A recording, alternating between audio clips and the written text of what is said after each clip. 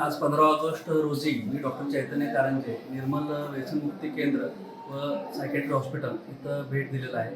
कारण का इथं ऑटिझमच्या दृष्टिकोनातून एक सेपरेट सेंटर उभा करणे आणि त्याचं उद्घाटन समारंभासाठी मी होतो.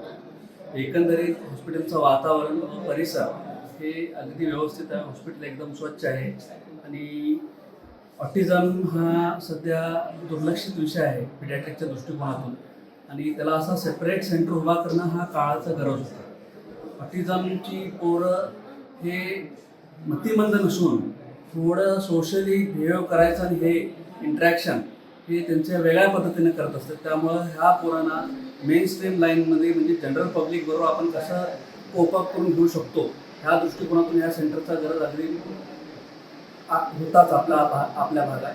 ह्यामध्ये प्रामुख्यानं behaviour therapy, occupational therapy, speech therapy ह्या सगळ्या गोष्टीची गरज जी लागते ती सर्व गोष्टी सध्या ही निर्मल हॉस्पिटलमध्ये उपलब्ध करून देण्यात आलेल्या आहेत आणि निर्मल हॉस्पिटलला शुभेच्छा ह्याच्या पुढे की ऑटिझमच्या दृष्टिकोनातून त्यांचं कार्य अगदी यशस्वीरित्या पुढे जाऊ.